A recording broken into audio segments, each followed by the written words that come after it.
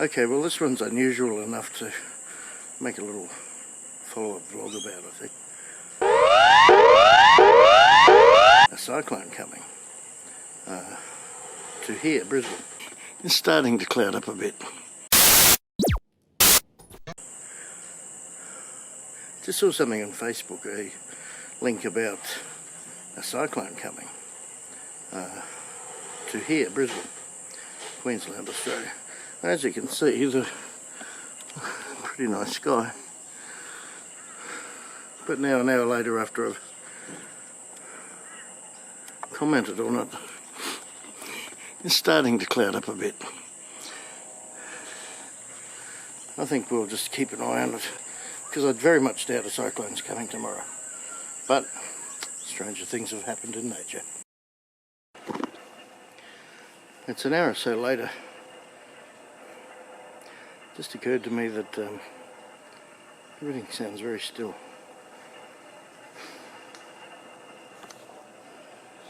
It's clouded over, but I don't know. Could we really get a cyclone tomorrow? Had a look on a map. Apparently it's coming in really fast. So I guess we'll see tomorrow. It's very quiet aside from some birds.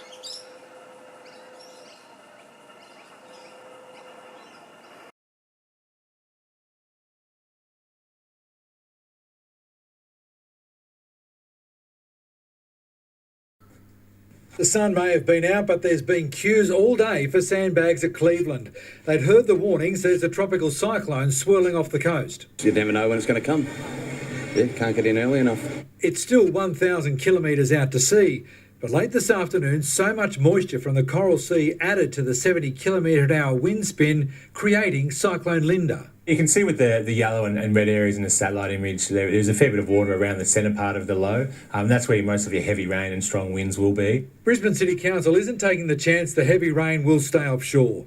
Warnings have been set for flood-prone areas like Windsor and Hurston, where potentially hundreds of commuters' cars are at risk. People will know if they're in those tidal surge areas, and they're the ones that need to be on alert for later this week. The surge will coincide with the highest king tides of the year tomorrow and Thursday morning. The water will be 4 metres higher than what you normally see on a normal sea day, so we're talking very large waves coming in and crashing into the beach. Erosion damage on the Gold Coast should be limited due to the extensive network of sandbars created outside the break zone by recent dredging. Wind tunnels are expected at street level, and that'll cause havoc for the umbrellas, but the real power of this storm will be felt by the city's high-rise. With nothing blocking those easterly gusts, the towers are going to cop the full force. Workers on skyscraper construction have begun tying down building materials and reinforcing scaffolding. Heavy rain could also create problems for the city's road network. In the last 10 days, council crews have patched more than 3,000 potholes that have opened up in suburban streets. Andrea and her brother have been flooded before. They say today wasn't a waste of time. The only people that get caught short are those who don't prepare. Darren Curtis, 9 News. And for no particular reason, here's Big Eyes. There's Big Eyes, resting on my office chair. Aren't you, love?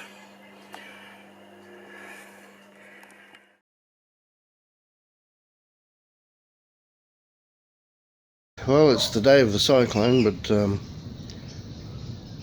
I can't see any. I think it might have blown out.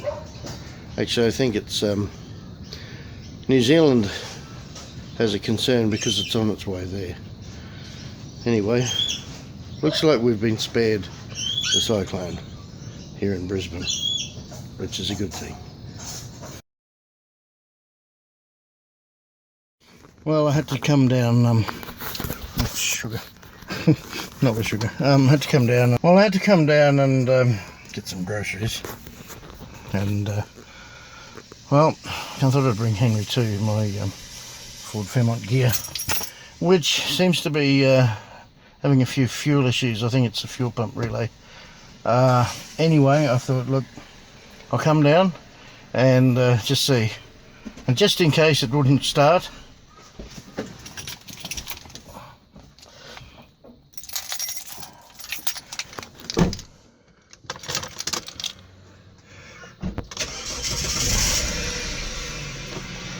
thank goodness. In case it wouldn't start, I bought myself some lunch. Well, hopefully my eyes will clear up a bit. It's a little bit later now. As you can see behind me, the clouds are, well, they're interesting. But I don't think the cyclone is coming to Brisbane after all. We had a couple of near misses in Brisbane, especially when I was a kid. We used to always have, it seemed like we always had cyclone warnings with this horrendous bloody sound that frankly used to scare the crap out of me. Closest one I think that we ever had came to Redcliffe, or close to Redcliffe, which is in Brisbane but on the north side. Of course, the worst one we ever had was Cyclone Tracy in 1974, which sadly, Christmas Eve in Darwin absolutely devastated the whole town, wiped out the whole place. As a consequence of the evacuation that followed, I remember, and this is maybe slightly off topic, at primary school, I think I was in grade 5 or 6, it was the first time we actually ever really experienced people that weren't just, for want of a better word, the normal European heritage that came to our school.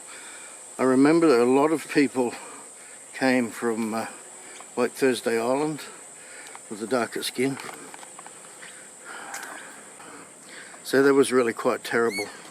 Of course, we had Cyclone Debbie a couple of years ago go straight through Brisbane. Fortunately though,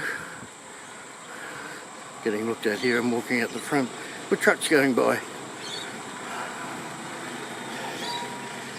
There we go. Yeah. Haven't worked out if they're moving in or out. I think out. Anyway, so yeah, luckily it had diffused to the point that all we got was a bit of wind, and I did make a video about that, of course. It's currently raining here. It's backed off for the minute, of course, and this is a result of ex-tropical Cyclone Debbie. So luckily for us, Cyclone Debbie diffused, and it's a very lucky thing actually, because well, it strangely went straight through Brisbane, right overhead, and all we got was a bit of wind. I've made a few videos about cyclones and bad weather. This particular area here at home was strongly featured in my shade sail video. Well, the shade cloth has just blown off because of the storm that suddenly came up, and I think the flagpole's next.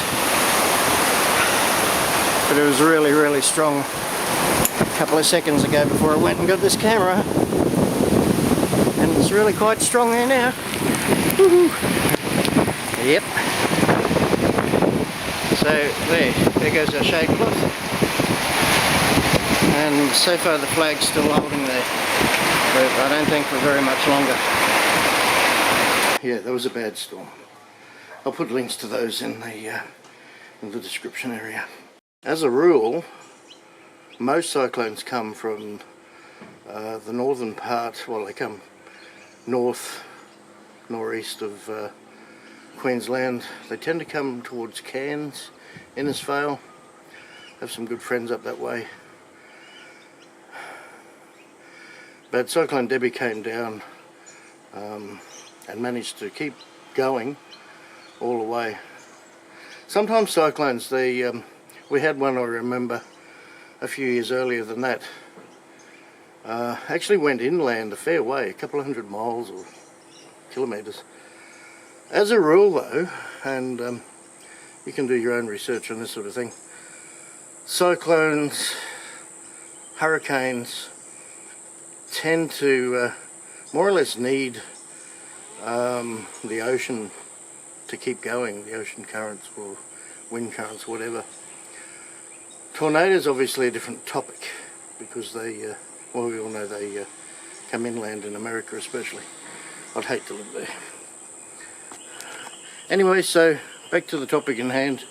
Tropical Cyclone Linda does not at this stage seem to be a threat to us here.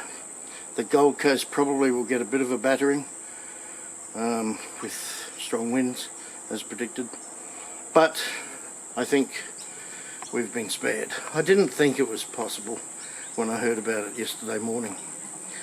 Anyway, so I'll do a live update later today. I'm planning on 3 PM Queensland time, just to see if anything changes, because one thing I do know is the weather can change just so quickly. Okay, well, cheers for now. Thanks for joining me, and please subscribe for updates and to check out my other videos. Thanks. And time for my sushi for lunch, or brunch actually. Breakfast and lunch.